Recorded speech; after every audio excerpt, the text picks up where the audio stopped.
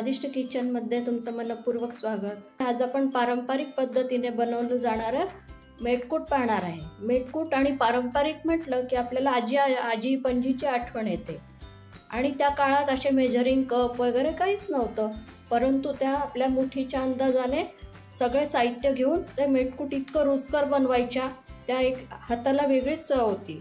तसेच त्याच हातांची चव असलेल्या माझ्या सासूबाईंनी शिकवलेलं मेटकूट मी आज तुमच्या समोर रेसिपीमध्ये दाखवत आहे। तर आता आपण रेसिपीला सुरुवात करूया। मेटकूट बनवण्यासाठी सर्व साहित्य मी या वाटीच्या प्रमाणात घेतलेलं आहे।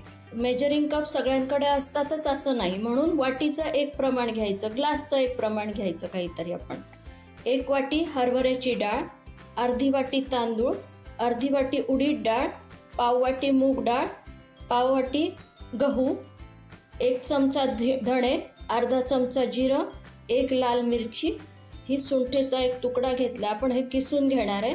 हा खडा हिंग घेतला आहे, खडा हिंगाला चव छान असते म्हणून तो खडा हिंग घ्यायचा। मिरी, 4 मिरे आणि 2 लवंगा घेतलेल्या आहेत, अर्धा पाव चमचा मोहरी, हळकुंडाचे तुकडे करून घेतलेले आहे, पाव चमचा मेथी दाणे। तर आता आपण हे साहित्य एक एक करून भाजून घेऊ।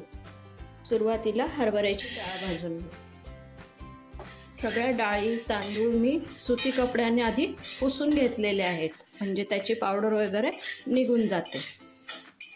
आणि प्रत्येक डाळीला हा वेगवेगळा वेळ लागतो। आता हरभऱ्याची डाळ ही जाड असते तर तिला थोडा वेळ लागतो, म्हणून वेगवेगळ्या प्रत्येक डाळी वेगवेगळ्या भाजायच्या। थोडेसे लालसर डाग पडले की आपण ही काढून घेणार आहे। खूप काळपट करायची नाही, नाहीतर आपल्या मेटकुटाचा रंग सुद्धा बदलतो। गॅस बंद करून आता आपण ही डाळ काढून घेऊ। त्यानंतर उडदाची डाळ भाजायला घेऊ। उडदाची डाळ भाजत आली की असा एक वेगळा सुगंध येतो छान, तो सुगंध यायला लागला की आपली डाळ झाली असं समजायचं। तर आता आपण गॅस बंद करून डाळ काढून घेऊ। मुगाची डाळ पटकन भाजली जाते, त्यामुळे ती एकसारखी हलवत राहायची। मुगाची डाळ भाजून झालेली आहे, ती आता आपण काढून घेऊ। आपण तांदूळ भाजून घेऊ।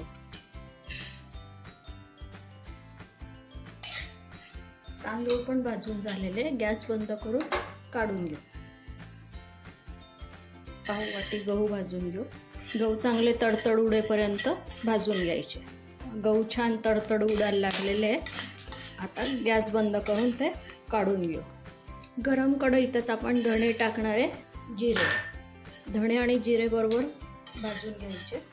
हळकुंडाचे तुकडे करून घेतलेले मी, अर्ध हळकुंड घेऊन त्याचे बारीक तुकडे करून घेतलेले ते टाकलेले। आता गॅस बंद करून द्यायचा, गरम कढई आहे त्यात होईल आता ते। कढई जाड बुडाची असल्याने ती चांगलीच तापलेली आहे, त्यामुळे गॅस बंद करून आपण त्यात मोहरी टाकणार आहे, मेथ्या, खडा हिंग। खडा हिंगाची चव छान लागते यामध्ये। 2 लवंगा आणि 4 मिरे टाकलेले, खूप तिखट करायचंच नाही आपल्याला, आणि 1 लाल मिरची। गरम कढईत छान भाजले जातील, त्यावरच सुंठ पावडर पण आपण टाकून घेऊ। सुंठ पावडर जळते लवकर म्हणून ती उशिरा टाकायची, सगळ्यात शेवटी टाकून गरम कढईमध्ये थोडा वेळ राहू द्यायचं आहे। भाजलेल्या डाळी वगैरे आपण सुती कापडावर काढलेल्या होत्या, सुती कापडावर जर आपण हे कढईतलं सुंठ पावडर वगैरे जर टाकली असती तर ती कापडाला लागली असती, म्हणून हे आपण सगळ्या डाळी वगैरे आपण आता कढईत टाकून एकसारखं कालवून घेऊ। सर्व साहित्य थंड झालं की आपण दळून घेऊ। मेटकूट दळून आपलं तयार आहे। तर आता आपण याच्यामध्ये चवीनुसार थोडंसं मीठ ॲड करायचं आहे। आपण भात शिजवताना काही वेळेस मीठ टाकलेलं असतं, त्यामुळे त्याच प्रमाणात याच्यात मीठ मिक्स करायचं। तयार मेटकूट हे घरघंटी चक्कीवर दळले असल्याने ते बारीक चाळणीने चाळावे लागले नाही, अगदीच बारीक झालेलं आहे। पहा तुम्ही किती बारीक झालेलं आहे। पण जर तुम्ही मिक्सरवर केले तर ते बारीक चाळणीने चाळून घ्यायचे, आणि शेवटी जे जाड होतं ते पण पुन्हा मिक्सरला फिरवून घ्यायचं। मेटकुटामध्ये आपण तांदूळ घालताना तो इंद्रायणी तांदूळ घातलेला आहे, त्यामुळे सुगंध खूप छान येतो। त्याच्यानंतर खडा हिंग घातला, खडा हिंगाची चव खूप छान लागते मेटकुटामध्ये, आणि रंगसुद्धा खूप छान पिवळा आलेला आहे. तर तो आपण अर्ध हळकुंडाचा तुकडा वापरला म्हणून तो रंग छान आलेला आहे. तर ह्या तिन्ही गोष्टी तुम्हाला मिळाल्या, शक्य झालं तसेच टाका, म्हणजे आपलं मेटकूट पण छान होईल. तर आता आपण मेटकूट कसं सर्व करायचं ते बघूया. वाफाळलेला भात तयार आहे, त्यावर आपण मेटकूट टाकू आणि तूप टाकून मस्त सर्व करू.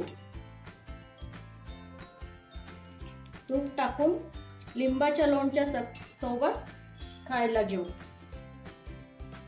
आपलं प्रमाणबद्ध मेटकूट आणि गरमागरम भात एकदम छान झालेला आहे. तर तुम्ही सुद्धा हे प्रमाण वापरून नक्की एकदा मेटकूट करून पहा आणि खाऊन पहा. मला कमेंटमध्ये कळवा.